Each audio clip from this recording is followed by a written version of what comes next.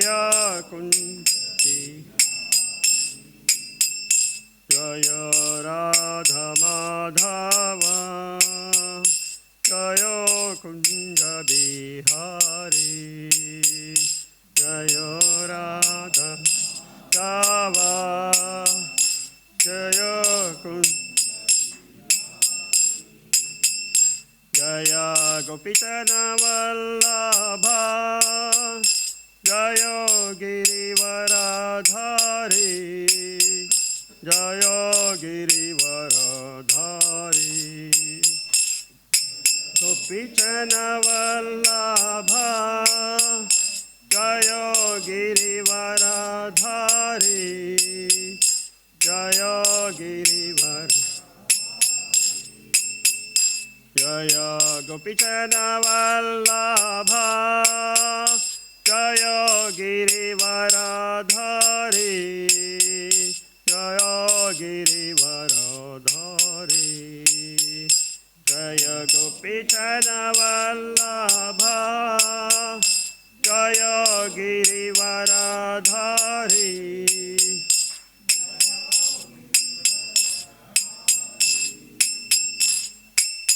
Yashodanandana Prajana Ranjana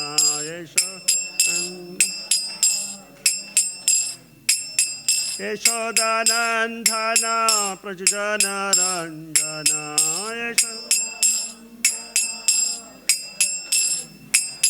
Yamuna Tira Vanachari Yamuna Tira Munatira Vanachari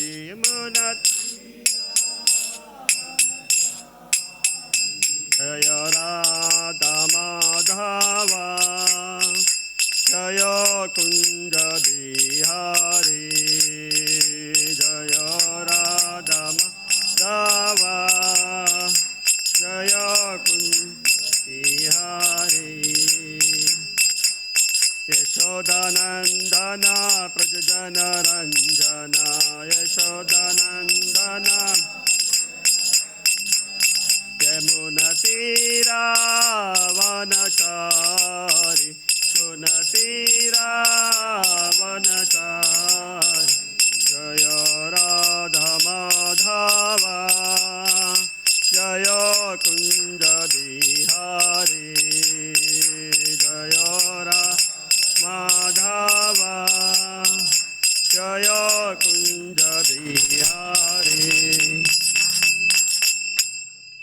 Shri Radha Gopinath Bhagavan ki Srila Prabhupada ki Bhagavad Gita ki Jai.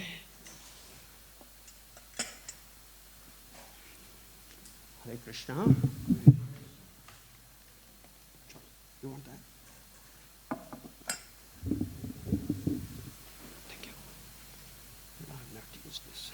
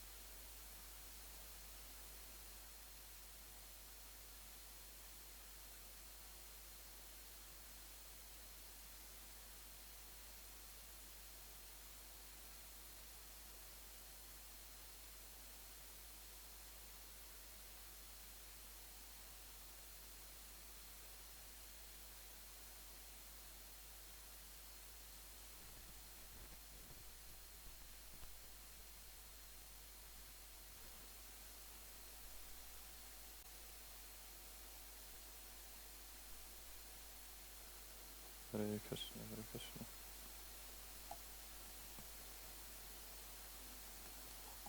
Hare Krishna, Hare Krishna, Krishna.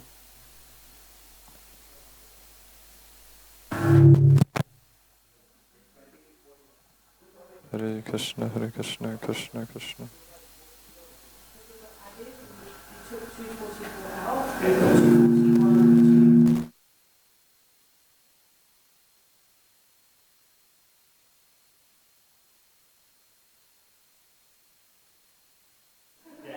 Can you start?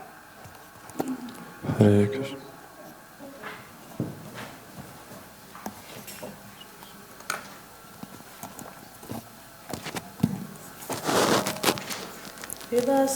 Hare Krishna.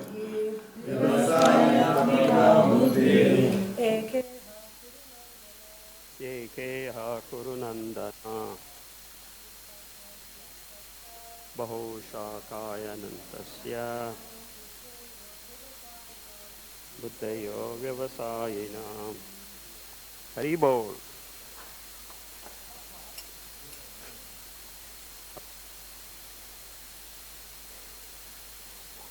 Who wants to recite? You want to practice? You can repeat if you want. Vyavasayatmaka buddhi. Vyavasayatmika buddhi. Vyavasayatmika buddhi. Ekeha kurunandana. Ekeha kurunandana. Ekeha kurunandana. Bahu shakayanantascha. Bahu shakaya anantascha. Bahu shakaya anantascha. Buddhayo vyavasayinam. Buddhayo vyavasayinam. Buddhayo vyavasayinam. So here you want to remember Buddhi, Buddhi is well known. And Ekeha means single pointed. Yeah? Kurunandana is the name, it's easy. Bahushaka means too many. Anantasya, again.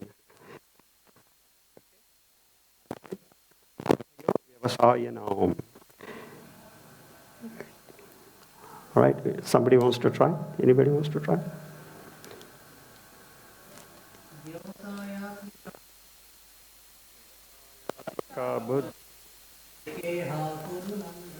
Ekeha kurunandana. Bahushakaya anantasya. Buddhayo vyavasayina. Very nice. Vyavasayatmaka buddhi. Ekeha kurunandana. Bahushakaya anantasya. Vyavasayinam. Haribol. Who else want to try? There.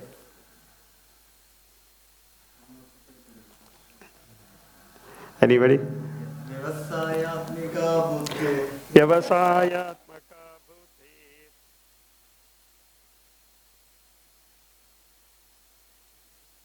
Ekeha kurunandana. Bahushakaya anantascha. Buddhayo vyavasayena. It's combined. Vyavasaya becomes Buddhayo vyavasayena. It's combined. Then will be. Yeah. Very nice. Prabhu Haribol.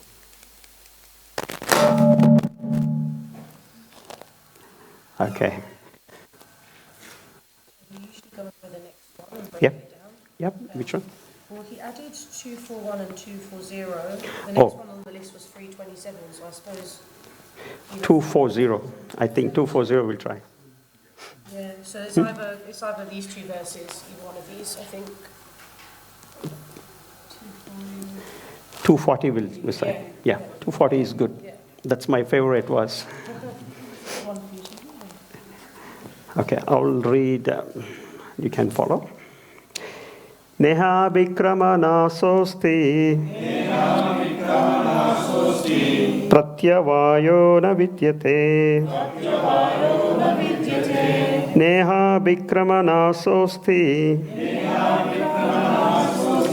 Pratyavaye na vidyate. Neha Vikramana Sosti Pratyavayo na vidyate. Swalpam apyasa dharmasya. Swalpam apyasa dharmasya. Swalpam apyasa dharmasya. Trayate mahato bhayat. Trayate mahato bhayat. Trayate mahato bhayat. Here the important words is swalpam. Swalpam means little bit. Apyasa dharmasya means do dharma, means devotional service here. Okay? And then trayate mahato bhayat. Bhaya means the fear, the fearness of. Mahato means the greatest fear. Trayate means come over. Releases. Trayate. Mahato bhayat. Very great danger. So if we know the meanings, it's easy to learn. And then also, if you know the word meaning and you can relate to some other place where that is being used, so you can relate it. Easy to remember. And if you remember first line and the third line, it's easy to. Neha Vikrama and Pratyavayana. Solpam Apyasa. So these two, A and C. Somebody wants to try? Or if you want to, together we'll recite the whole sloka. Neha Vikramana Sosti Pratyavayena Vidyate Swalpam Apyasa Dharmasya Trayate Mahato Bhayat. Very nice. Neha Vikramana Sosti Neha Vikramana Sosti Pratyavayo na vidyate Pratyavayo na vidyate Swalpamabhyasya dharmasya Salpam apyasa dharmasya Trayate mahato bhayat. Trayate mahato bhayat. Very nice. You want to try? Somebody?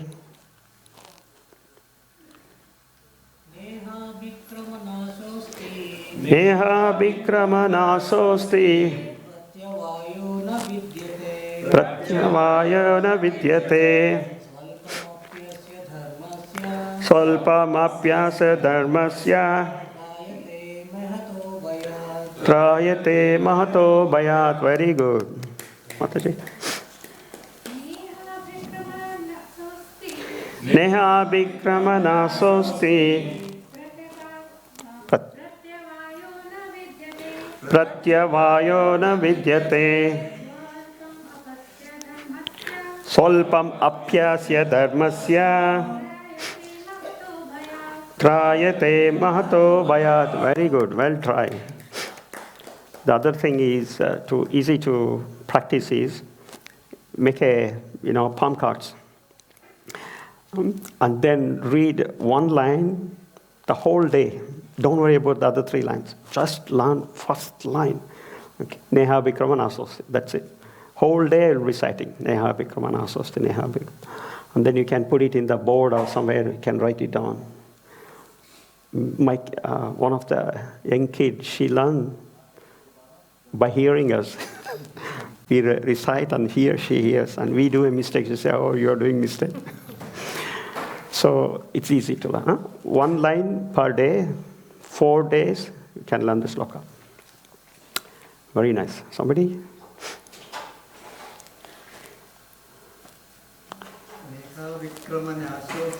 Neha Vikrama Nasosti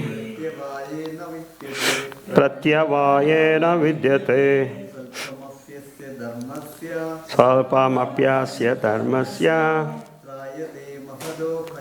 Trayate Mahato Bhayat Arivo. Okay, how you are practicing the meanings for that sloka meanings? Translation. Are you practicing also? Yeah? You have to know English as well. Yeah. So the translation for this verse is, in this endeavor, there is no loss or diminution. And a little advancement on this path can protect one from the most dangerous type of fear. What is fear here? What word is fear? Bhayat. Yeah, I mean the word. Okay. Little advancement is referred to? Yeah, but here the which word? Solpam, apyasa. Yeah, dharmasya. Right? Dharma is a well-known word. So, yeah. Sorry, on here it says Dharmasya is translated as occupation.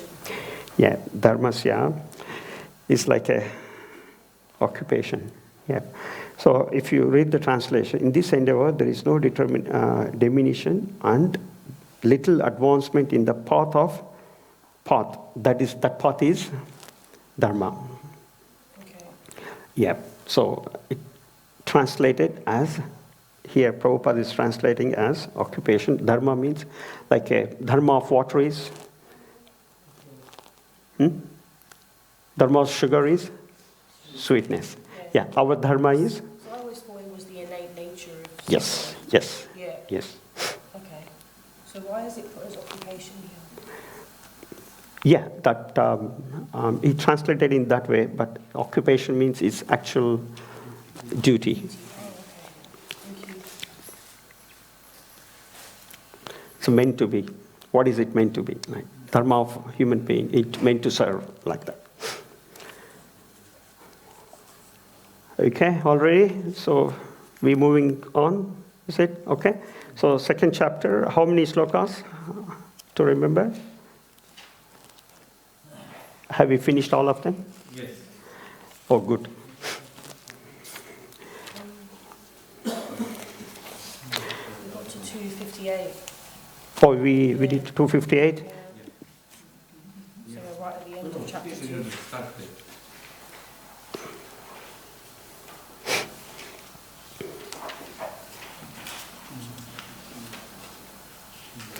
258.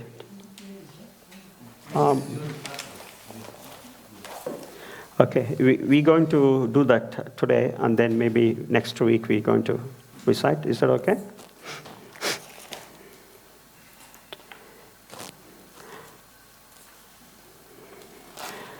Okay, let's do a recap. So last week, what we were discussing. Anybody want to sum it up? This second chapter has got 5 sections. So 1 to 10 is Arjuna's further doubts and surrender. Remember? Arjuna started asking more questions. And finally, he surrendered. With what was he surrendered? Somebody remember? Shishasteham shadimam tvam prapannam. I want to become your disciple. Please help me through. Okay? I don't want to go deeper. Okay, 1 to 10 is Arjuna's further doubts clarified. Further doubts and surrender. He surrenders. From then, Krishna take over. So until then, he was giving a pet talk. Now he is a real talk, real thing. Okay, 11 to 30. From then up to 30, sloka 30, he is giving Jnana. Jnana. What kind of Jnana? Atma Jnana.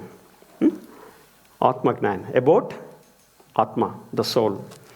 You remember all the soul, about description of the soul, everything.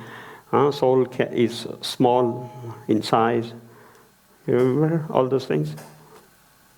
And it can't be cut, it can't be put into fire, it can't be, we can't even see that. So all these things, it's the Atma Gnan is given. So that counterattacks Arjuna's compassion argument. Arjuna was compassionate with all relatives and friends. Oh, I don't want to kill. Krishna is saying, you're not going to kill, and nobody can kill them. So they are eternal. They're going to be eternal. You're not killing anybody. Okay, so Atmagnan, he's giving the self-realization. And 31 to 38 is, what is the 31 to 38? It's Karma Kanda. Arjuna counterattacks enjoyment argument. Okay, he says, Krishna says, even if you lose, you're going to attain heavenly planets. And suppose if you win, you got the kingdom, you can enjoy. Huh? Don't worry, fight. So then 39 to 53, he's giving the next section is Nishkama Karma Yoga. Huh? Prabhu was stressing so much on Nishkama Karma Yoga. Anybody want to just sum it up? No fruit, no desire of fruit while doing the action. Yes, and then where comes the yoga? Do your duty without expecting anything. Yeah, or? With the word of God's instruction. Yeah, but where comes the yoga? Yoga is missing there. Bhakti yoga. Yeah, how is that? You connect it to? Yeah, connect it to Krishna. Okay. At least even mentally, you offer it. You say, no, Krishna Arpanamastu. At least mentally. It's not the first class. But for chapter 2, Krishna is giving just the introduction. So even the summary is giving the summary. For that moment, for this summary, he's saying, at least do this. Okay? So, Nishkama Karma Yoga. That counterattacks Arjuna's sinful reaction arguments. You won't get any sinful reaction by killing your relatives or friends or the Kauravas, because you are doing the karma, Nishkama Karma Yoga. You're not satisfying yourself. You are doing my arguments, my directions. You are following my direction. Okay. Next comes the last section of the second chapter is 54 to 72. This concludes the second chapter. That is the characteristics of Sthita Prajna. Sthita Prajna, it's a maybe difficult word for you, is it? Sthita Prajna. You can, to the extent you can understand, that's okay. But we're going to discuss this today. Sthita Prajna. So, who is Sthita Prajna? So, that's what we're going to discuss today. So, last week, I think he described up to 53, isn't it? 56 also.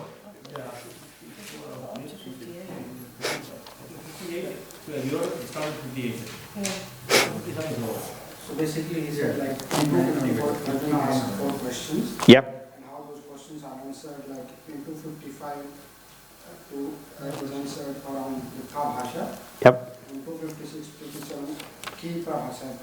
And that's what we discussed last week. Beautiful. So I'm going to touch that as well, because it's like a whole slice.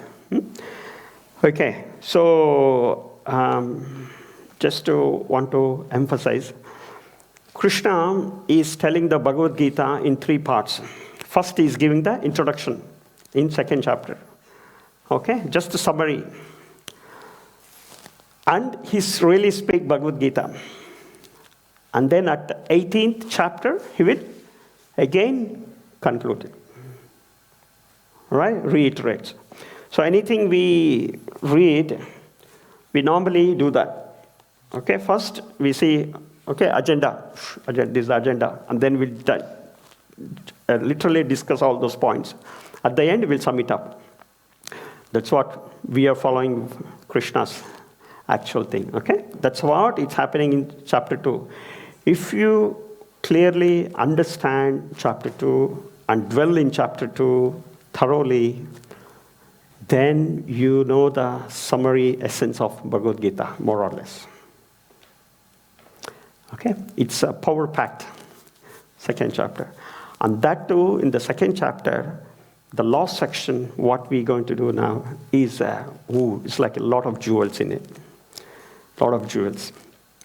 Every sloka you can go for a whole hour. But we're going to sum it up, and then we'll see. All right? So I'm going to write those points here. So in Arjuna in 54 is asked a question. Arjuna vacha stita pragna kabasha samadhi stansya keshava stita dhir kim prabha kshetra kim asita vrajeta kim. Okay, I'm going to write this here. So there are 4 questions. Prabhu, tell. What are the questions?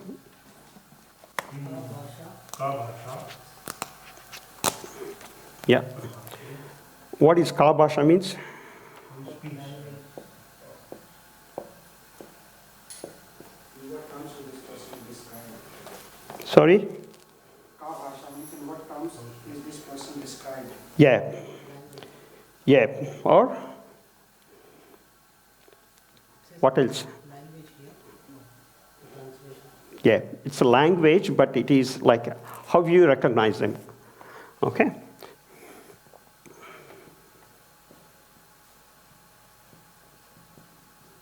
Next question. How does he speak?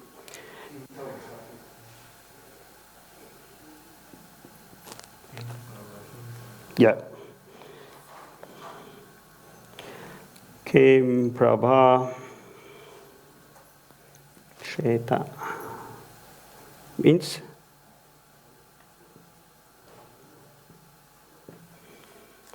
okay. Next, Kim Asita means how does he say? And then Kim Rajeta Kim. What does that mean?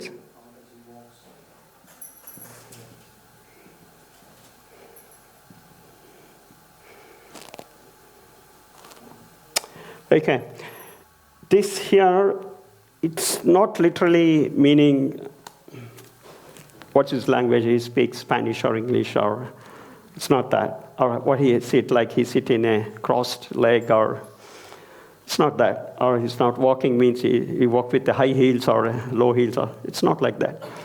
We have to understand how he's using his senses. Like, how do you say, when you see the person, self-realized person, how can I recognize him? How does he look like? And how he uses his senses. When there is nothing to do, then how do you control the senses? Okay?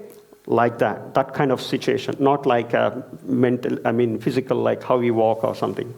So it's a deeper meaning. So in 54, this question is asked, okay? 54, this question is asked by Arjuna. 54 is question asked. There's 4 questions. The Ka Bhasha is recognized is answered in? Yes, 55. You already gone through that, is it? Okay, so Ka Bhasha is 55, then 56 and 57. Also, for speaking. Yep. What, Prabhu? Yeah. Okay. So he wanted to say something. You okay? You okay? You wanted to say something? Okay. So 58 to 63. Yes. 63 is Kim Asita. Huh? And then 64 to 71. 64 to 71. Kim Vrajeta means walk, or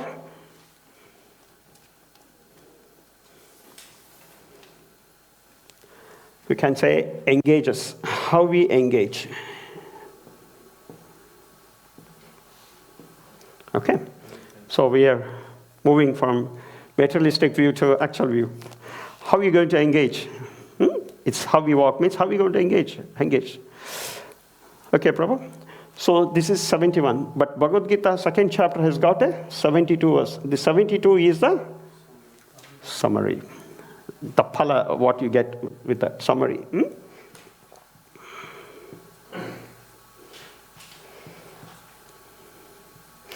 Whole summary is 72. Bhagavad Gita, most of the verse at the last verse is a power packed. This is so powerful. Like that in 72, so powerful. Okay, now with the 55, you already gone through with 55, isn't it? So what is the essence of that 55? Somebody want to share your notes, please? What's your understanding? Give up sense gratification. Okay.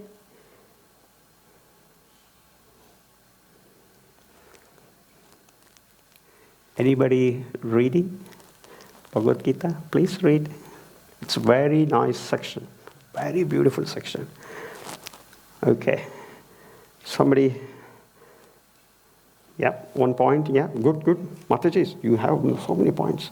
Just tell 1 point. 1 point from there. That doesn't make it right.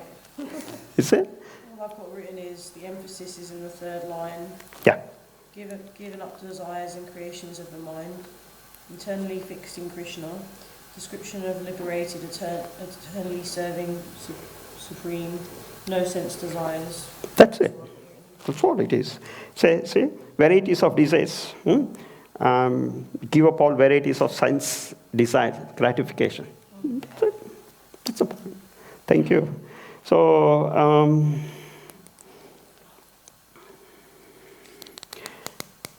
okay, Manogati. Manogati is important. Manogati means? Mana means? Mental, yeah. You have to give up all the mental, the desires of the mind. People will say, in India, basically say, whatever you feel inside, you do it. Okay? Can I do this or not? If you ask, they say, Jo aapka man bolte hai, or Jo, what do you find inside? So they say, what is inside, what do you feel inside, deep inside, you do it. But what is inside speaking, who is speaking inside? Mind. Okay, but Krishna is saying, Krishna is saying, give up all the desires of the mind. All right, there are 3 kinds of body. What are the bodies? Physical bodies? Subtle body, subtle body. Yeah, gross body, subtle body, and? Or soul. Soul, what are gross bodies? Mind is what? Yeah. Then what is gross body? Our physical body, made up of elements. Yeah. And then subtle body is, mind is what? Subtle body. Mind, intelligence, false ego. Mind, intelligence, false ego is a subtle body. Okay, what Krishna is saying, don't depend on the subtle body or gross body. Okay, go beyond that. All right. So that is what Krishna. So how does this answers the question? Recognize. How do you recognize him? Prabhupada is saying he's got all the good qualities of the great sages.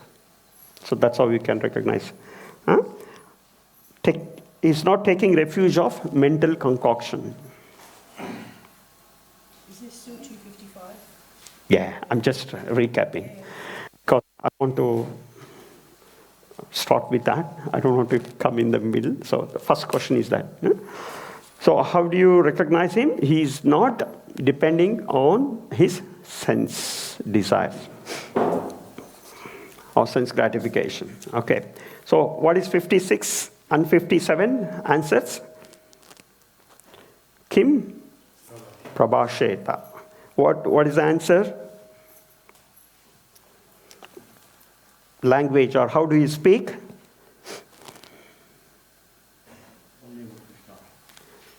You speak only about Krishna, but yes, and then what? Who's free from attachment? Yeah. Vitaraga Bhaya Krodha. Right? This line will be repeated in 4th chapter as well. Vitaraga Bhaya Krodha, 4.10. But here, Krishna is emphasizing one who is not disturbed in mind even amidst the threefold miseries.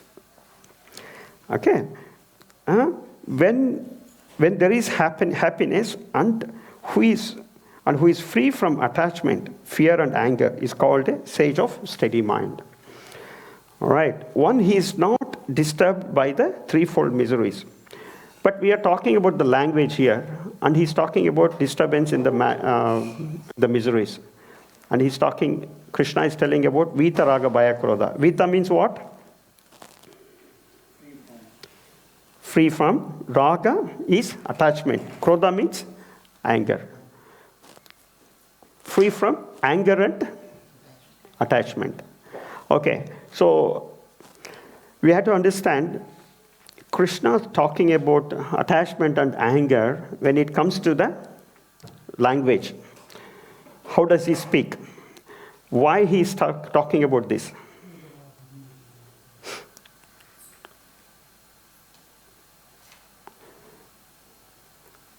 Okay, he's talking about the language because what Prabhupada is explaining in the purport also, this Sthitadir Muni or Sthita Prajna, they are both same words, referring to the same, but characteristics are different.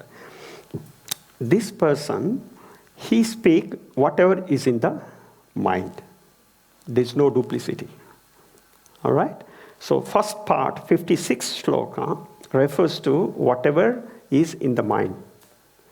And the 57 refers to whatever is action. So it doesn't have a duplicity. That's what Prabhupada explains, who is Muni in the first paragraph. And then later he explains who is Sthitadir Muni. Is it making sense? Yeah. Okay. So when it comes to 57, that's what Krishna says. In this material world, one who is unaffected by whatever good or evil, either praising or not despising, it is despising it is firmly fixed on perfect knowledge. Okay, his action is, even though it is whatever he gets, good or evil, he will not be unaffected. He won't be unaffected. Okay, so that is what Sthitadir Muni is. Language, the way he speaks. Okay, until then we finished, isn't it? So we go for 58. From 58 to 63. How he restrains his senses.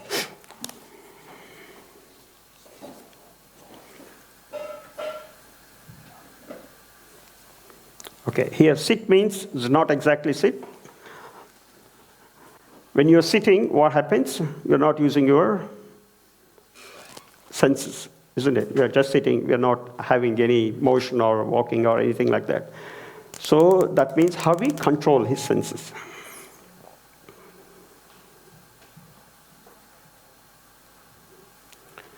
How we control his senses. And there are 10 points I'm going to give you now that we can get it from this whole section. So this, like with this section, okay, one is desirelessness.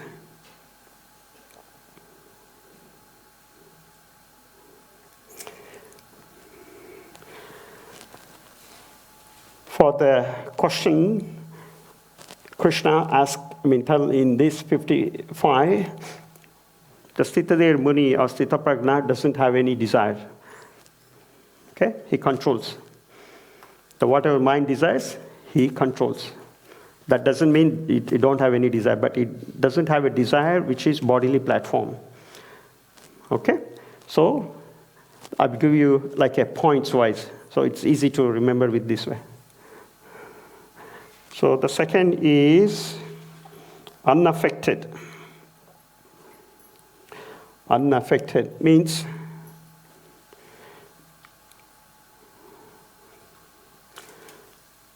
whatever dukkha, sukha has come is got no effect to him. He doesn't, suppose when something happens bad, he doesn't lament.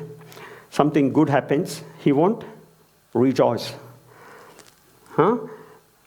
Why is like that? Because they all appear on the bodily platform. Bodily platform. And sometimes we do mistake. When you are overjoyed, we do mistakes. And then what? When there is a distress, we think, devotees think what? It is due to my past karma. I've done some karma. I've done some past misdeeds. So Krishna is giving me a punishment, or he's giving me a chance to rectify myself, so that I should not take it. I should not do that next time. And he also thinks, because I'm following Krishna consciousness, the amount of punishment he's giving is Less. minimized. For that, once Prabhupada's finger got cut, the blood started oozing out. And then there's some devotees ask, you are a devotee, how can you got the finger cut? Krishna didn't protect. Then Prabhupada says, no, suppose actually my hand would have been cut. He minimized the effect to just the finger got cut. So that's what devotees think. We should not always, generally what we think, if something happens, good happens, what do you think? It's because of, I studied it, that's why I got this job. Nobody helped me. Nobody helped me, Prabhu. I alone went and sat and studied whole night, and I got the job. Isn't it, Mataji? And then when bad happens, where are you, Krishna? You didn't help me. How can this happen to me? Where are you? Are you aware of this is happening? That's what we think, in generally. But what Sthita Prajna is unaffected. He thinks it is because of my bad karma, and good happens. He thinks, oh, Krishna's mercy. First thing he will do is go to Krishna and say, oh, I'm not deserved for this, qualified for this. Still you are giving it to me on giving me, putting me faith on me, saying, oh, one day I'll become a devotee. So he's giving me so much mercy. Joy, Hari Bol, we'll say. Isn't it? Then he will not be affected. All right, so third point is sense control. That is on 58, it will come.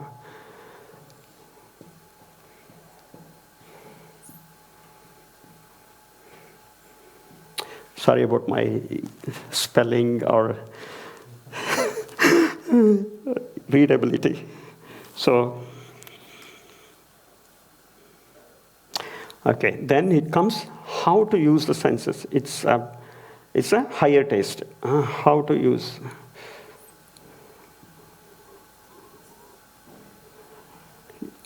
So, when you are controlled, then how do you going to use the senses? We're never going to use it. We have to use it. So how do you use it? Engage, you're talking about engage, right? Yes, engaging the senses.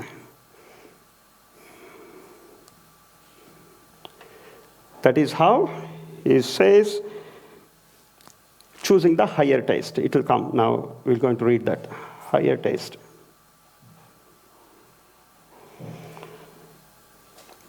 That in 59, we're going to read that in 59 and 4.5.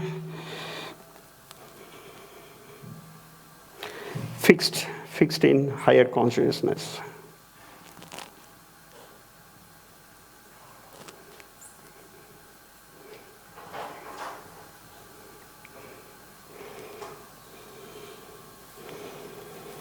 It comes in 61. So I think I'll rub this off.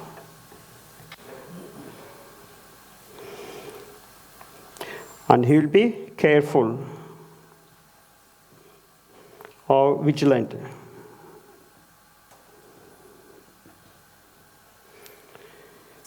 I think probably we're going to go through and then you will understand what it is and how it is. So what is after 59? Fixed in higher consciousness. That is 61. 61.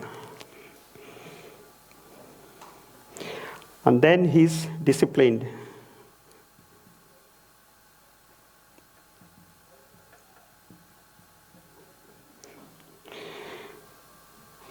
And then he will have commitment.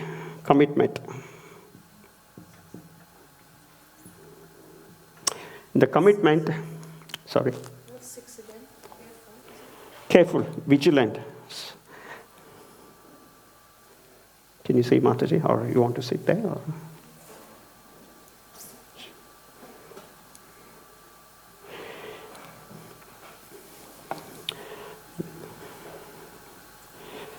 Vigilant.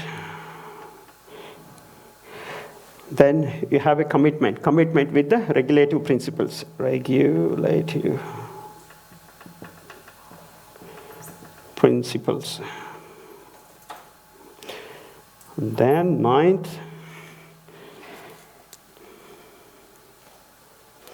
the determination. Determination come in 71, and the last is satisfied, fully satisfied. 70, it goes to be 70. Then just like a points, 10 points. If you get this flow, then we will more or less understood who is Sthita Prajna.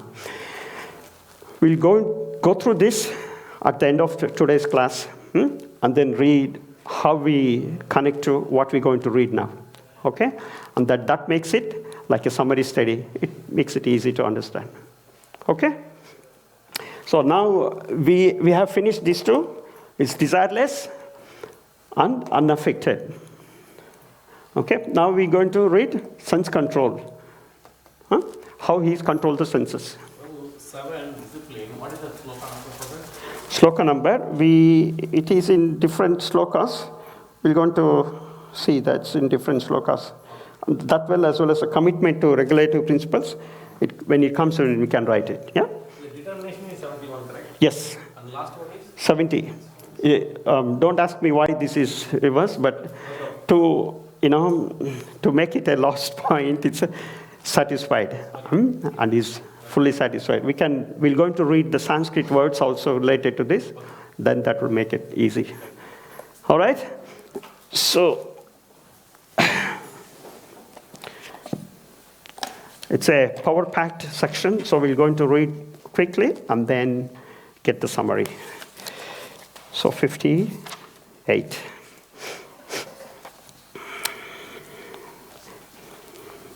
So from here, Krishna is asking, Kim Asita, how he restrains.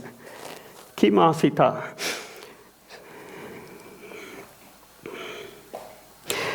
So I'm going to read the text 58. Yada samharate chayam kurmo driga niva sarvashaha Indriyani indriyartebhyas tasya prajna pratistita. Here, tasya prajna pratistita is very important here. So, tasya means his prajna. Prajna means? Yeah, prajna. We say prajna. Prajna means consciousness. Tasya prajna pratistita. Pratistita means fixed. What did we say here in 58?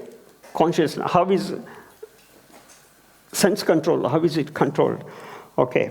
So, yata samharate chayam. So, one who is able to withdraw his senses from sense objects as a tortoise draws its limbs within the shell, is firmly fixed in perfect consciousness. Okay? Yata, tasya, prajna, pratistita. Tasya, prajna, pratistita. Fixed. So, how he does it? He's giving the analogy. Krishna is giving the analogy. What kind of analogy here? Huh? Tortoise. Okay, what does tortoise does is, when any enemy comes, tortoise withdraw all his limbs and put it under the shell. The shell is so strong, even the elephant put on his foot on the tortoise shell, it won't be affected. Such a strong shell. See how the nature, Krishna is giving such a wonderful things. We learn so many things from animals. And Krishna gives so many analogies to understand these kind of things. What was the analogy previously is given? What's the analogy in the second chapter? Any analogies you remember? 2.13. What Krishna says in 2.13?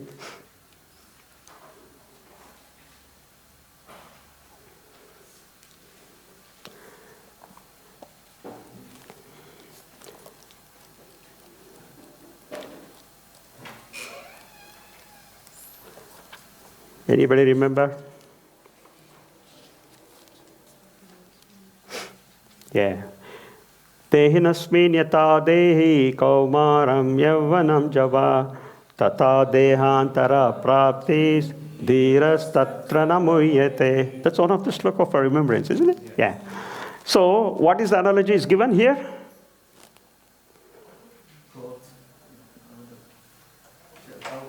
Dehinasmin yata dehi. I mean, from the childhood to the, yeah. Yes, youth. Old age.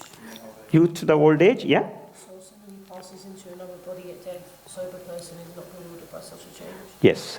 So how is giving the analogy like some small boy from the date of birth, the same soul is sitting there, but the boy is growing. Okay? The man or the human being is growing. The same soul is still there, still the same thing. The body is changing. And you might ask, what happened at the end? At the end, what happened? It goes into the other body. So that analogy is so nice. And you would have seen the picture of this. Have you seen that? So beautiful picture. It's mind-boggling picture. Okay, we will not go into that. So analogy in Bhagavad Gita is so nicely described by Krishna. So please understand that with the analogy.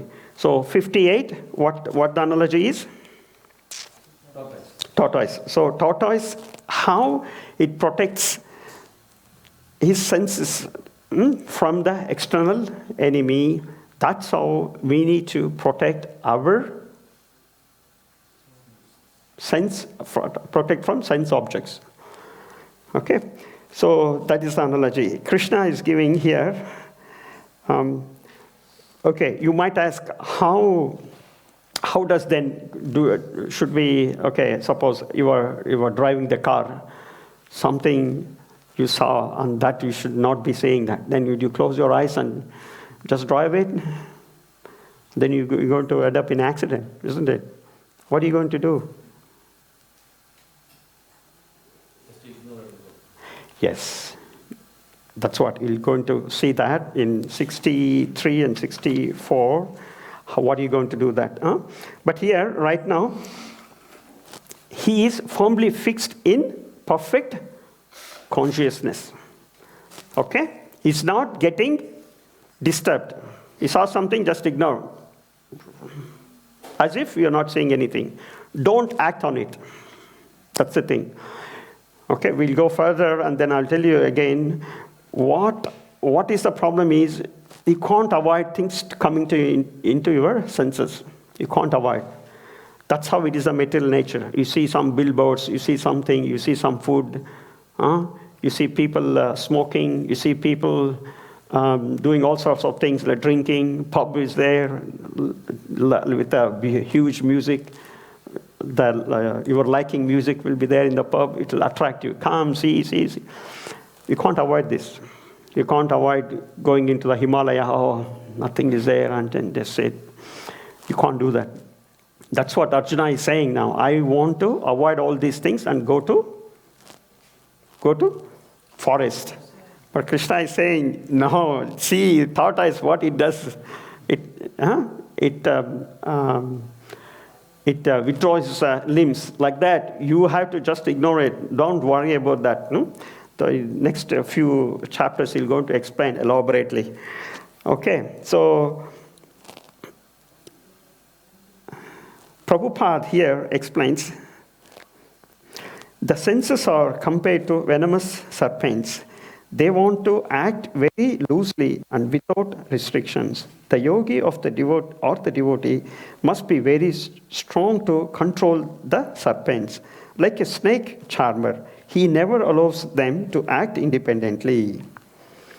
Okay, senses are there, but it is venomous poisons. It makes you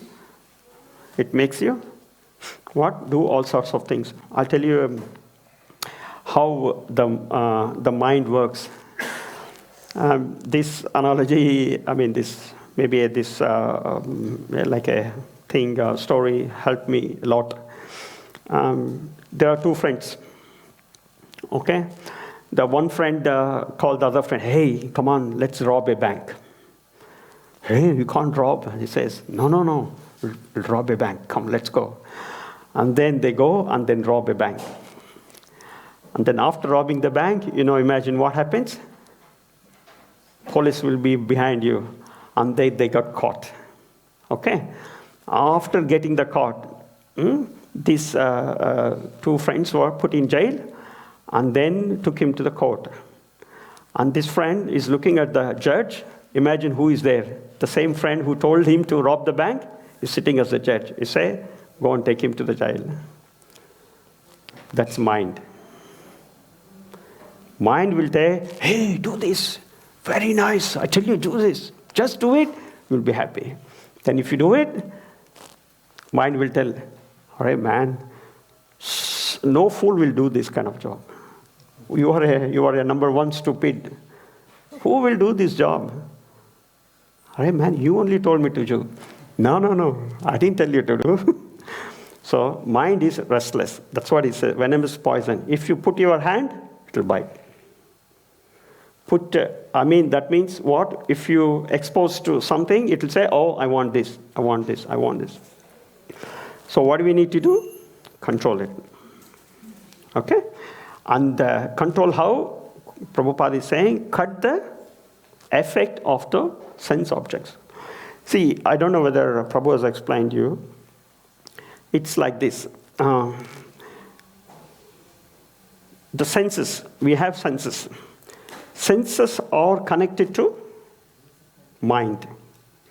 It's like a palm. 5 senses, how palm is connected to fingers, senses are connected to the mind. Okay, say it is our consciousness root. Root is our senses. R-O-U-T, root. Is consciousness root is through the senses. Okay, mind, and then to the external. For external, it is senses. But the consciousness R-O-O-T, root is soul. From the soul, the consciousness is coming to the mind. From the mind, it goes through the senses to the outwards. Okay? Is it a bit confusing or a bit technical, or you want to draw? Okay.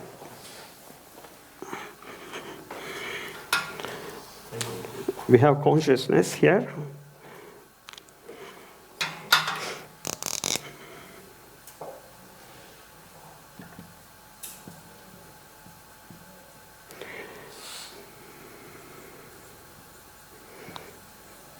Okay, soul is tiny, so I'm writing tiny, all right?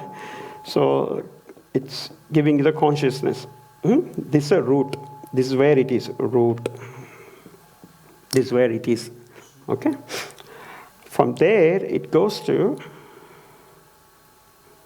mind, subtle body. Okay? From mind, it goes to senses.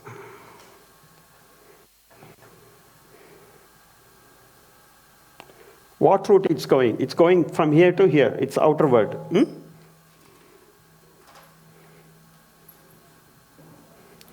From inner world to outer world, what route is going is through mind and senses.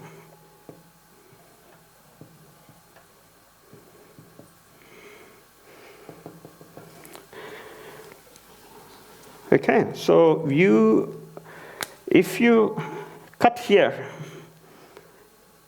that's what Prabhupada is saying. Make these senses not affected, like a flanks cut, snake with a cut flanks. What happens? Even though you are seeing outer world, you are not seeing. All right? Does that make sense? Even though you are seeing, you are not seeing. Okay, don't get affected.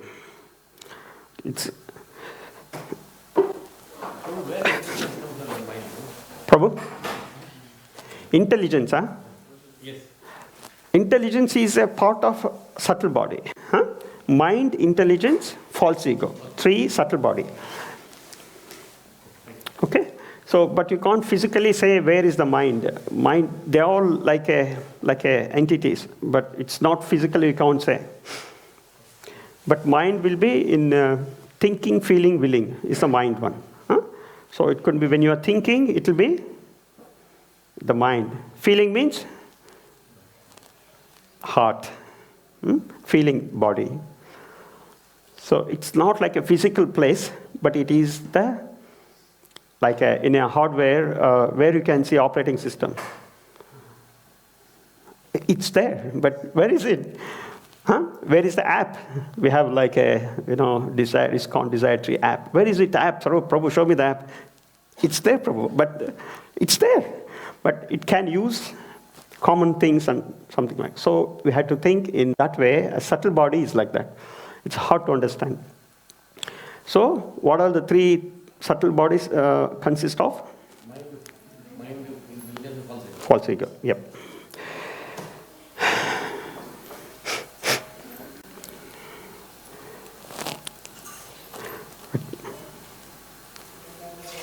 Oh my gosh. This time is running out. Okay, is it making sense? I'm trying to be like Abhishek Prabhu, but I can't. He's very good, but I'm trying to cover it up. Please, we can get again somebody maybe when he comes back. Is that okay? Are you getting it? Yeah. Kate Mataji?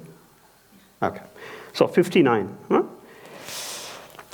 So first is 58. Krishna says, you withdraw the senses, and what are you going to do with that? That in 59, Krishna says, explains. This is a very nice verse, very interesting verse. So we can all read together if you want. Vishaya vinivartante niraharasya dehina rasa vrajam rasapyasya param društva nivartate.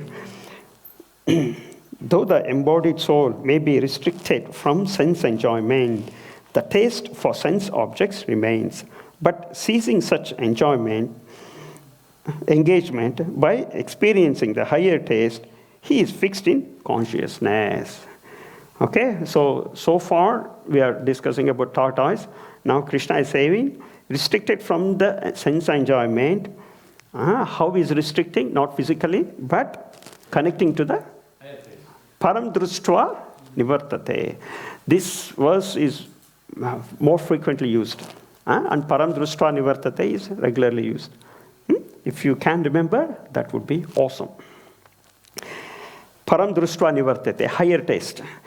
So, unless one is transcendentally situated, it is not possible to cease from the sense enjoyment. In further fourth chapter, I think, third chapter, Krishna says about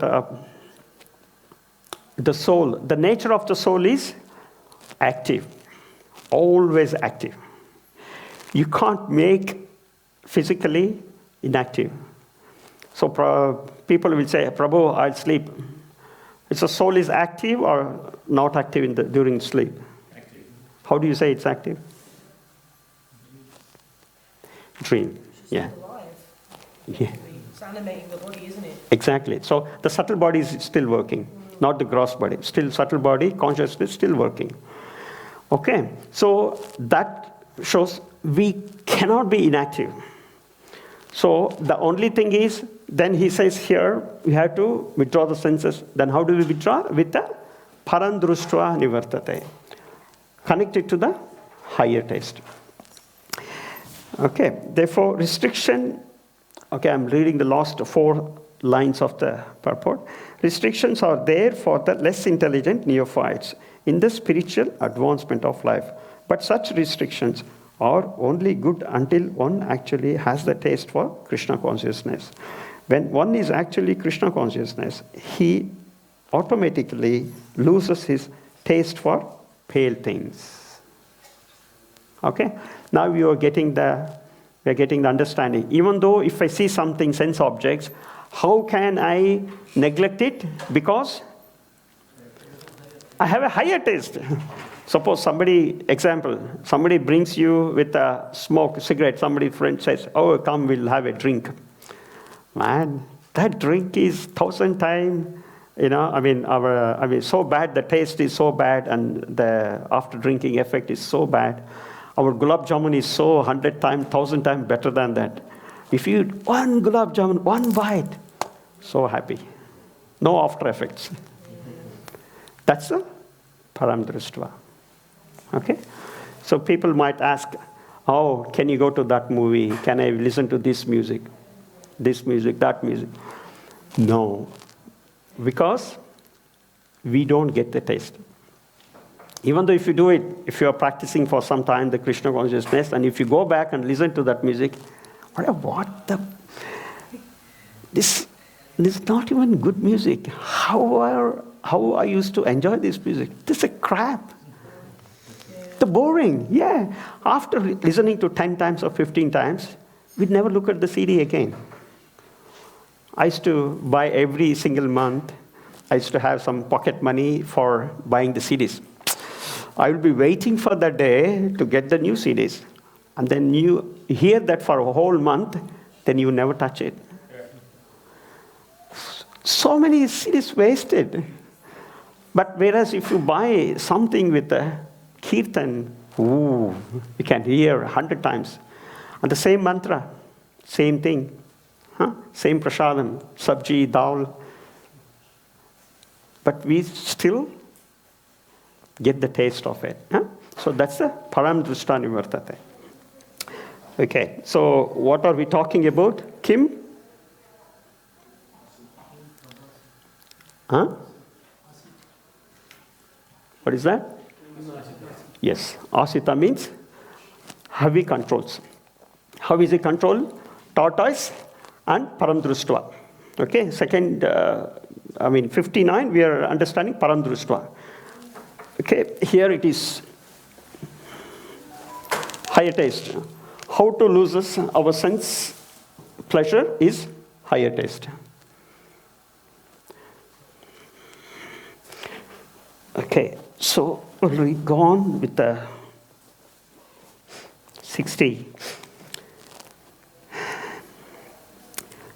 Yateto api kaunteya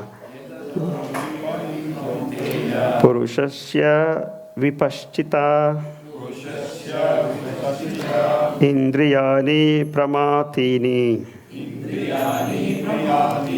harati prashabham manaha. Okay, the senses are so strong and impetus. Oh, Arjuna, they are, that they forcibly carry away the mind even of a man of discrimination who is endeavoring to control them. So, Indriya hai api kaunteya purushasya vipaschita. What is vipaschita?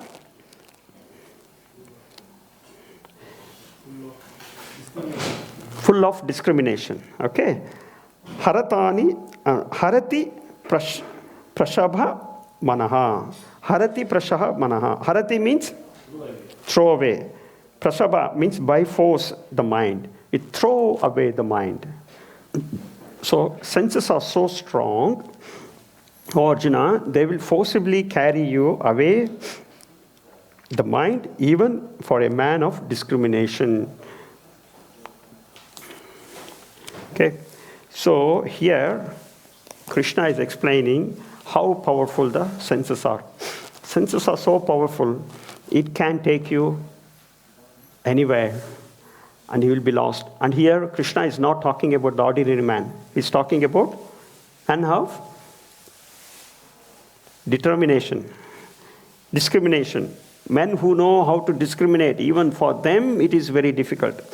So if you go through the purport, there are many learned sages, philosophers and transcendentalists who try to conquer the senses. But in spite of their endeavors, even the greatest of them sometimes fall victims to material sense enjoyments due to the agitated mind. Okay? So we have seen so many stories in Bhagavatam. So one of the Vishwamitra Muni is a great sage, and he went for a tapasya to get results of. He wanted to compete with. And he was doing the great austerity. Then what happened? Yeah, he heard this sound, jill, jill, jill, jill, jill.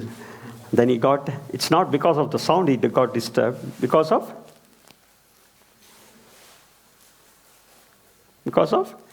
Prabhupada is saying, they are victims to material sense enjoyment due to the agitated mind. The mind is not fixed. Agitation.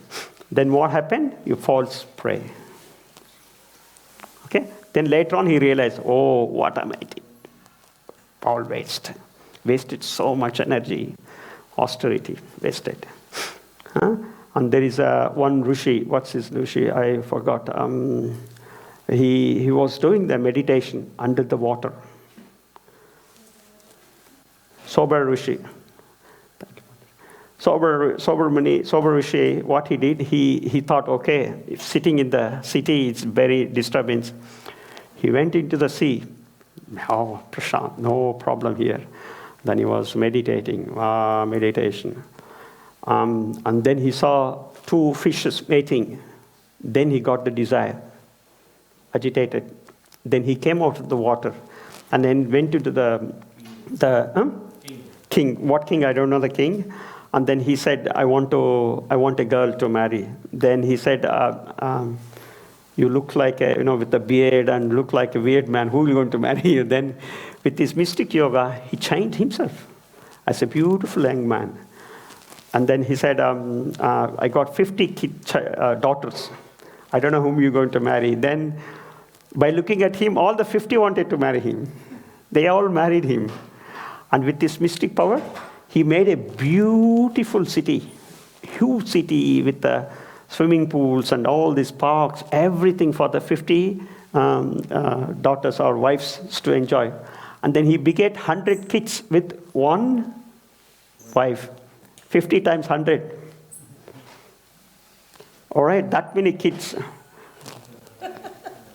It's a true story. It's a lot of work. Yeah, a lot of work. And with the mystic power, he could do that. But at the end of the day, he was not happy. He was thinking, what I did, upper stupid thing. I just got distracted. Oh my God, I should not. Then he went back to forest to meditation. Imagine what? All the wives, they also wanted, okay, yeah, you are telling is right. We also come. They got liberated. Huh? So senses are so powerful. We have to be careful not to get agitated. It's very difficult. In purport, Prabhupada also says about, not here I think, about Lord Shiva. Even Lord Shiva got agitated. So why he's saying that? Because it's not saying anything about Shiva. He's saying even for Shiva or Brahma, it is difficult. Don't think that you can handle it. So sometimes we think, no, Prabhu, you want me to prove how strong my devotion is? I can go to pub and I don't drink. You can see. Then you can try, some people will try that, like that to see how strong they are. Okay? So, no, don't do that. Don't do that. You might come out without any affected once, maybe twice, but senses are very strong. It will put you to under control. All right? So we'll move on. Tasya prajna pratisthita. Yeah, you okay? You can move it. Tasya harati pratisthita. Harati means, sorry, tasya prajna pratisthita. Okay, now we'll move on. Okay, next sloka. Somebody wants to read? Yeah. Ani sarvani samyamya yukta sita matparaha tasya tasya prajna pratisthita. One who restrains his senses, keeping them under full control and fixes his consciousness upon me, is known as a man of steady intelligence. Okay, these also very well used. So, thani sarvani samyamya yuktasita matparaha. This is the first time Krishna is using mat. Mat means me. Matparaha means in relationship with me. So this verse is the verse where Krishna is telling you fix your consciousness on me. Matparaha. How is that? So fix his consciousness with higher consciousness. So Krishna is here, is a transcendental. So he is fixing it to the higher consciousness. Matparaha. So this is where first time Krishna indirectly pointing towards what bhakti? Sorry, bhakti yoga. What yoga? Bhakti yoga. Right? Indirectly he's telling, but because it's the second chapter, it's not going deeper. So it's just giving a hint. So, Tanis sarvani samyambya. So those senses, keeping under control is samyamya. Okay, yukta means engaging. Should be situated, asita. Samyamya, matparaha is on me. So it is all the sense activities is sitting on me, towards me. Okay, so that is where what you get is you get the higher consciousness. So Prabhupada here is explained the last paragraph. The word matparaha is most significant in this connection. How one can become matparaha is described in the life of Maharaja Ambarisha. Srila Baladev Vidyabhushan, a great scholar and acharya in the line of the matparaha, remarks, Mad bhakti prabha vena sarvendriya vichaya purvika swatma drishta sulabheti bhavaha. The senses can be completely controlled only by the strength of the devotional service to Krishna. Also, the example of the fire is sometimes given. As a blazing fire burns everything within a room, Lord Vishnu, situated in the heart of the yogi, burns up all kinds of impurities. All right. So this is a great example of Maharaj Ambarish is given.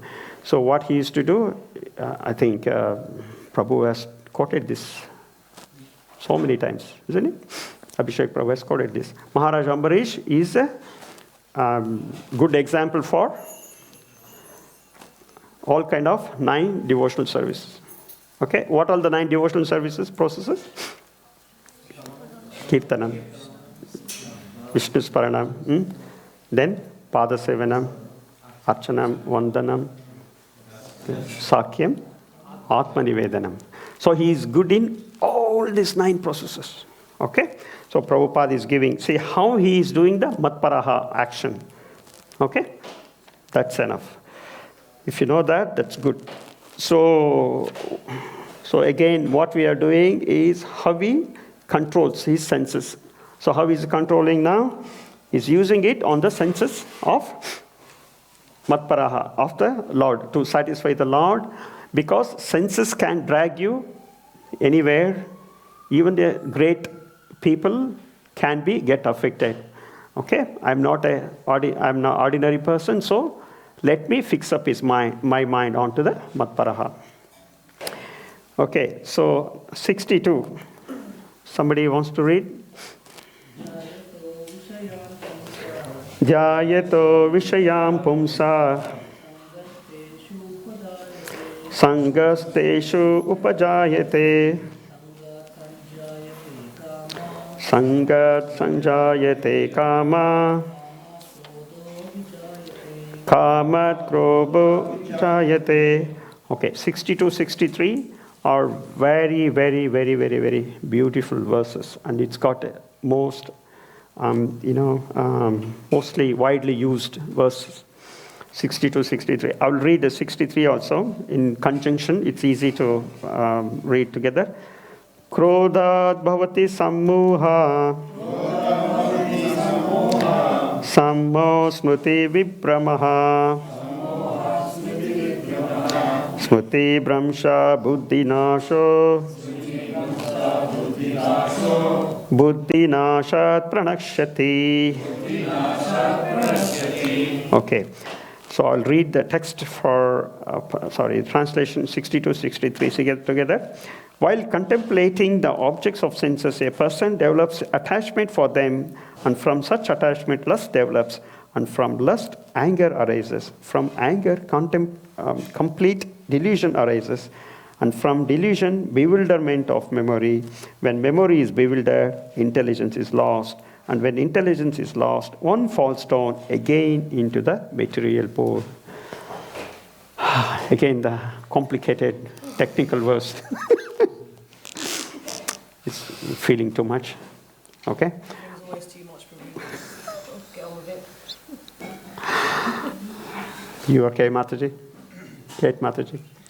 I'll give you points, then it's just, if you know the summary, that's good. Huh? So there are steps here, 62 and 63. First step, can I rub this out here?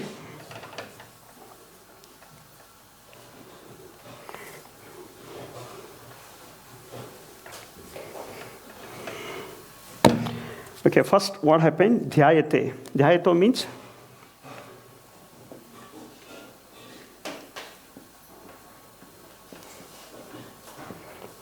Dhyayate means, you can read the text, contemplation.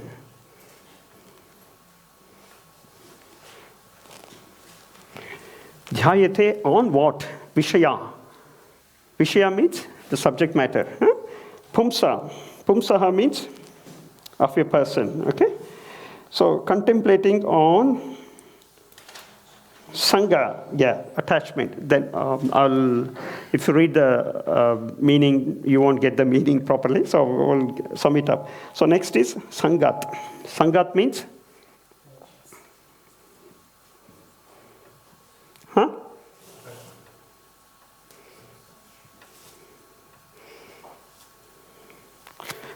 So here what Krishna is saying, how you get in trouble. Okay? So example, if you see some objects, then you start contemplating. Contemplating means what? Yeah, thinking. So suppose I saw a new iPhone. They show you and then they ask you to touch it, play around with. What happened when you play around? The whole night you will be dreaming about it. Oh, it's so silky, so nice. Even fraction of a second, if you just touch it, it's activating. So slim. So all contemplation. When you contemplate what happened, you'll get the attachment. Then when you attachment, what happens? Jayate visham pumsa sangat tyaga upajayate. Sangat sangayate kama. Kama means? Kama means desire. What I desire, okay, I saw the object, I get an attachment, what I'll desire to have it. I want to have it at any cost. See, I'm a nice person. Let me have it. Huh? Okay. Okay, so you develop a karma. Then you start desiring, start saving money. All right, okay, I could save this much money. Okay. Then what happened? Next, what happened? Sangat sangayate kama, kamat krodha vichayate. What happened? By the time you try to buy it, you're short of money. Then what happens? Krodha develops. I wanted it. I'm not able to get it. So what happens? Nobody else should get this. Because I couldn't get it, now one should get it. I'll become a villain. Right? Krodha happens. Otherwise, you'll go to fight with the store. Say, I'll give you the money later. Give me. And I said, no layoff or whatever. Huh? Lay-by. No lay-by, nothing. You had to buy on spot with this money. You'll get krodha. Okay? Krodha means anger. Krodha, I didn't get that, so I want to get it. Anger. So in real world, you see how you get the anger. Dhyayato vishan pumsa. Then you'll get the attachment. and then you'll get the desire to have it, and you can't have it, you'll get krodha. Then with the krodha, it not stops, continues with the second sloka. Krodha bhavati sammoha. Sammoha means delusion. Delusion means what Prabhupada explains. What is the delusion means?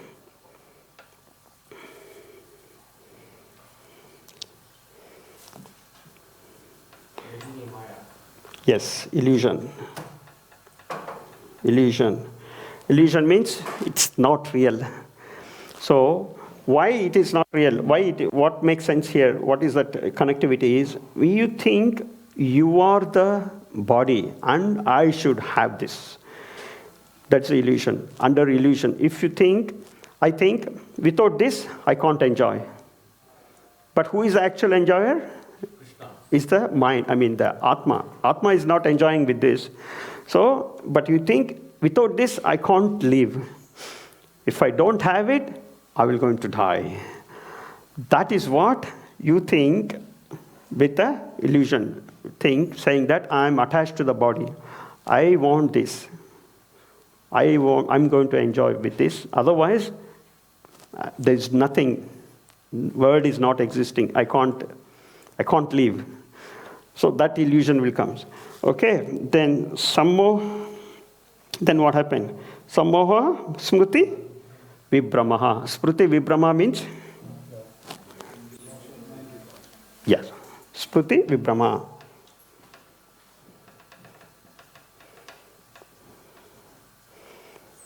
Lost intelligence.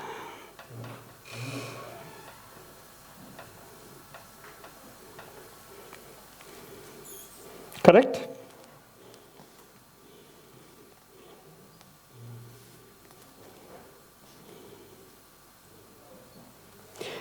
Okay, lost intelligence is buddhi nasha. Okay, not. Okay. Next is buddhi nasha. Bewilderment of memory. Yeah. Bewilderment.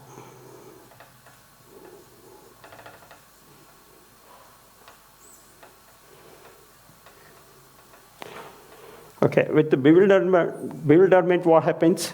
The memory, yeah? You cannot use the intelligence properly. Yeah. No, buddhi nasha is next. Bewilderment means we think we don't know that it's going to, with the illusion, we think it is, everything is lost. Okay? Everything is lost. Buddhi nasha. Then it comes to buddhi nasha. Smriti brahmasha, then buddhi nasha. Then what happens?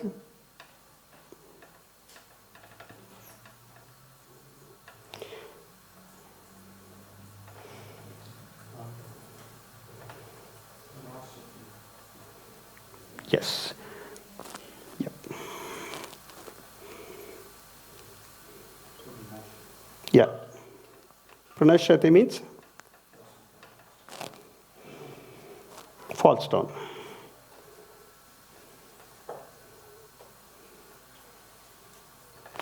Okay. So we'll sum it up. Okay, what happens when you see the how you control? If you don't control the senses, what happens? You see sense objects and you try to contemplate on the sense objects, and you will get the attachment. With the attachment, you get the desire. With the desire, you get the. If you don't able to get that, obtain that, then you'll get the anger. With the anger, you think you are the body, and then you try to. You don't know how to differentiate which is good, which is bad. Then with the intelligence will be not, you are not listening to the intelligence, because intelligence says, if you don't have, that's okay, you can have it next year. You can still live, but say you couldn't buy the car. Then the intelligence said, don't worry, you can have it next year. And you say, no, I want it right now before my friend have it. Then what happens? You will fall down because you can't have it. You have to take birth again. Okay? So fall into material cycle of birth and death. So what if that krodha, let's say, the desire gets satisfied for me, let's say for some example? Yeah, it's a very good question. Yes, you get new attachment, new sense pleasure. Or you think, oh, I should have got alloy wheels. And the next year, one more Series 3 are released. Series 4 will be released. Oh, they got a bigger paint. Oh, I should sell my car. 3 years is over. Every 3 years you can get a good money. Then you're getting credit there. Credit there. Yeah. That's what the whole economy is going on. Yeah. Everyone's in debt. Yeah. So Prabhupada always says, if you feel the fire, it's like if you satisfy your desires, it will more fuel more rather than you're putting the fuel onto it. It burns more. And you can't control. We'll have more desire, and then once we cannot complete that desire again, then we'll come back to our anchor. Yes. Is it a weakness, hankering weakness, and also regret that you didn't get something? Like there's that thing that you have, you hanker for something. Yeah. It's a weakness that you have, or you regret that you lost something. Yeah. There are two things. One is, if it is desirable for your Krishna consciousness, then it is desired to have that hankering.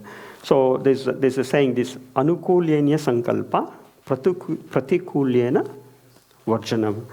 Anukul, whatever unequal to the Krishna conscious activities, you can desire. And you can try to have it. And pratikulyena varjana means which is not favorable for Krishna consciousness or devotional service, then you pratikul. Suppose you already have something and you want something upgrade. You don't need to have it for Krishna consciousness. Then what you do? I'm happy with this. So you will be satisfied. That comes up here. The next sloka, Krishna says, how Sthita Prajna, what happens, even though desire comes up, he will be Prashanta Manaso. Prashanta Manaso means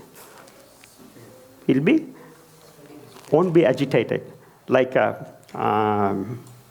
is an example, how waters flow into the ocean from the river. There are so many rivers come fill up water in the rainy season. There's so much water come into the sea, but the sea level won't rise up. It will stay. It says Prashanta Manaso. That state satisfied. At this stage, when you're satisfied, then you won't contemplate. Even though if you see, I asked this question like once I was taking one Maharaj on the car driving, and then I was asking indirectly, say, do you want to see the Harbour Bridge? Nah, I come here for not seeing the Harbour Bridge. To spread the Krishna consciousness. He come for Krishna consciousness. So he's satisfied with matparaha. He's satisfied with actions doing for Krishna consciousness. Then other actions, other things looks cheap. I already have it. I have a higher taste. So then you won't contemplate on it. You can contemplate on getting gulab jamun. That's okay, our prasadam. I can have a pizza as a prasadam. That's okay. But what happens with the contemplating on Krishna conscious things, what happens? Even though if you don't get it, you won't be angry. Okay, we saw, no? Desireless. Okay, with my previous karma, I didn't able to get that. Or Krishna is happy with whatever I'm capable of. Or I'm getting whatever I'm capable of. So I don't have to desire more. Okay? You'll be satisfied with that. And non-envious and all that. Yeah, it won't be there. Okay, one of the lecturer, Urmila Mataji was saying, in spiritual life, in Golok Vrindavan, you don't have any unbiased thing. Suppose envious thing, because suppose you want to have a chair, kind of chair, right? Then you can have it. You can have anything. There are kalparuksha trees. You want to have something, you can have it. Then where is the question of judgment? You're always satisfied. You want to have something, it's there. So there's no dualities. Is that answers the question? Okay. What did you say? What I've experienced, like I may get further, like for example, even with devotees, when I see people, throwing away prasadam, I try to not to get anything, but it's something you still feel like, oh, prasadam is wasted, you can't see not just prasadam, food going in the thing, but then you get further, but you can't like keep on concentrating on it or get attached or desire, so, but you do get anger and like the intelligence grows because you are angry, so when you fall down, so how do you actually, you don't feel satisfied, like, okay, I didn't say anything or I said something, but it doesn't make you feel like satisfied, like, oh, because I said, oh, you shouldn't do it, then you are happy, like, it doesn't make you happy. So how does that feel? Okay. So that is actually not the material thing, it's a spiritual activity. You're talking about the spiritual activity. Okay. So when you're seeing something not happening according to the prescribed thing, you try to, you're not krodha, but you can educate. You're not happy. It's not like krodha means destroying. Well, Hanuman got angry with his tile burnt. So that's krodha. And what he did, he destroyed the whole Lanka, burnt the whole Lanka. That's not the kind of krodha we are talking about. What we are talking about here is like, suppose if I didn't get it, then I will make something bad. You understand? Suppose we say, no, beg, borrow, steal. We're going to steal also. Some people will steal money. Suppose, druggists, they take even the small cheap things, like even slippers, they take it. Because they can get 20 cents or 50 cents. That is enough for them. They come to that level, low level. That kind of krodha we are talking. They're destroying krodha. It's a destroying mentality. But what you're talking is something like you're saying not a comprehensible one, or you're not satisfied. That's not krodha. You're not getting angry. You are seeing something which is not digestible. You can't see this. For that, you can, there's other process like we can put a board saying, please don't throw prasadam, or educate people. Educating is a good thing. It doesn't go further. Don't worry that you're going to fall down or something. Okay. Is that okay? I think the point is you don't want to hurt anyone's feelings either. Yes. If you're saying something to somebody, even though they might be doing something, maybe it's not correct. Yeah. You don't want to be hurting their feelings. Yeah, we need to go further behind as well. See, suppose he might have asked, I don't want this much, and somebody was forcibly putting the prasadam. We don't know. The causes we don't know. But what we are here talking is a little bit, materialistic thing. So sthita prajna, he will not get anger even though he won't get contemplate first of all. If you contemplate, then all these things will happen. So how to control that contemplation? That's what we're going to read that. The next, he'll be careful. Careful and vigilant. What is coming into my mind, he's vigilant. See, you can't stop, as we discussed, we can't stop things coming into my mind. But what happens? You don't act on it. If you don't act, what happens?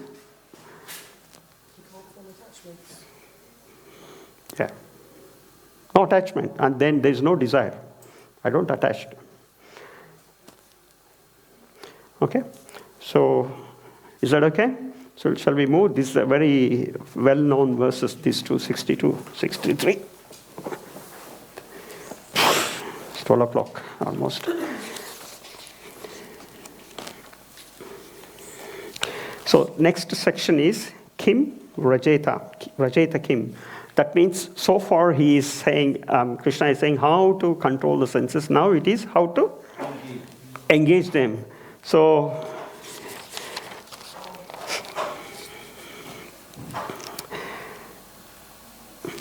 Raga Dvesha, 64. Raga Dvesha Vimukteshu Vishayan Indriyas Charan Atma Vasyair Videyatma Prasadam Adigachati. But a person free from all attachment and aversion and able to control his senses through regulative principles of freedom can obtain the complete mercy of the Lord. So now, how he is going to engage his senses? By regulative principles. Videya Atma. Videya Atma means one who follows a regulated freedom. Okay. Raga Dvesha Vimukteshu. Raga means attachment. Dvesha. Again, we are reading this raga. And Dvesha means detachment. Vimukta means when he is become free from that. Okay. So here, again, he won't go to the Sangat attachment. He is not going to the raga and Dvesha. So he is stopping in the first level itself, contemplation itself. So that's what Krishna is saying. By the person who is free from all attachment and aversion and able to control his senses through the regulative principles of freedom. Okay, then he will get the mercy of the Lord. What is the word here mercy is for? Yeah, prasad. Prasadam is not actual eating food prasad here. It says mercy. It can apply to the mercy. Food is a gift from God for mercy too. Yeah. Yeah. So contemplation, his senses through the regulative principle. Control his senses through the regulative principles. Videya Atma. Vidhi means Vaidhi. Vaidhi means Rules and regulations. do good or bad. Like Vidhi means rules and regulations. Yeah. Rules and regulations. So by Vaidhi Bhakti, or that's where Vidhi is used, Vaidhi Bhakti. So by doing the regulative principles of freedom, when you read this word, regulative principles of freedom, did you get any doubts? Say regulation and the freedom, it's too contradictory, isn't it? How do you understand? I couldn't understand this word, and then I read 2-3 times, and then I thought it's something mistake. Who wants to explain?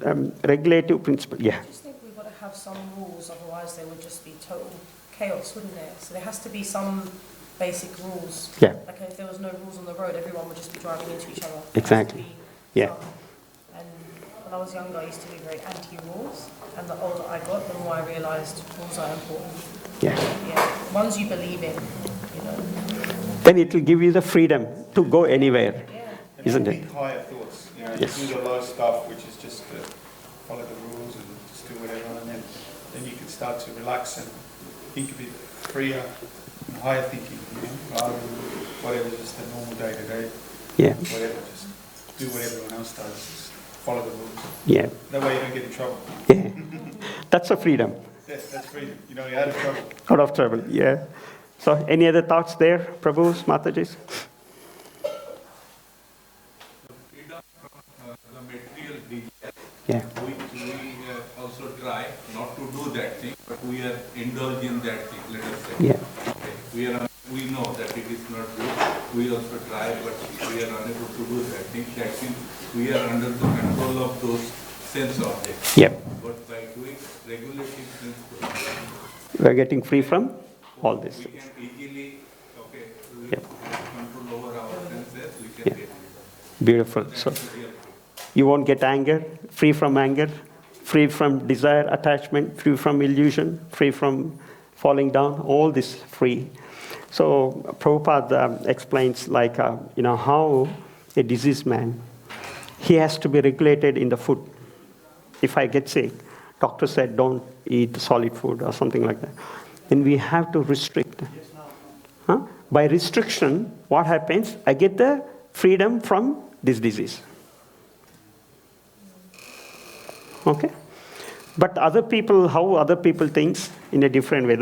In next sloka, other people, materialistic people, they think, why, what is restriction? Why restriction? They don't understand. I know because I used to be one of those people. I find that the more you feed the want, Yeah. the more it grows. So I used to have an addiction to buying cosmetics, makeup all the time. But of course, always a sale, a new thing comes out. And I realised I was just feeding a hunger that would never be satisfied. And I just used to stop myself. I'm not going to even go in the store. And that's how. And now it doesn't affect me. But in the beginning, I had to say to myself, I won't go in the store because there was always something more, and I was never satisfied with what I had. And I could actually see it with my own eyes. It was just growing, and it was happening at the same time that I was beginning to read all of this, and I could see a perfect example of how this apparent freedom is actually a bondage. Exactly. They call it WWS. Work, and then first watch the TV, advertisements. I'll finish with this in 2 minutes. When you watch TV, you will get new things. To buy the new things, we want to work to get the money, then shop. Shop to spend the money and get the thing. Then you say, watch, work, shop. Watch, work, shop. That's called worldwide stupidity.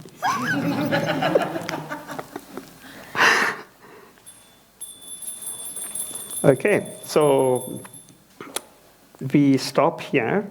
Any questions? We can go next week with the last section, 64 to 71. Want to share something? No, I was just saying that's the exact verse that she's talking about. Could you read that? Please read for everyone. 62, yeah. Yeah, read Matthew. Please. While contemplating the objects of the senses, a person develops attachment for them, and from such attachment lust develops, and from lust anger arises. Yeah, it's very insightful, isn't it?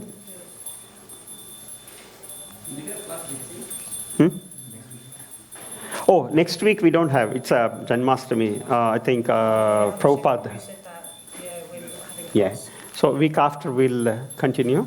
Is it okay? Yeah. We haven't finished the chapter, isn't it? So another. We do end of chapter test, so yeah. I was just wondering, so is that still the plan, or has it been That's. back in? We will be doing 2 weeks after. When we start on. Maybe next week when we meet, we'll go through the introduction, 3rd chapter, 2 or 3 slokas.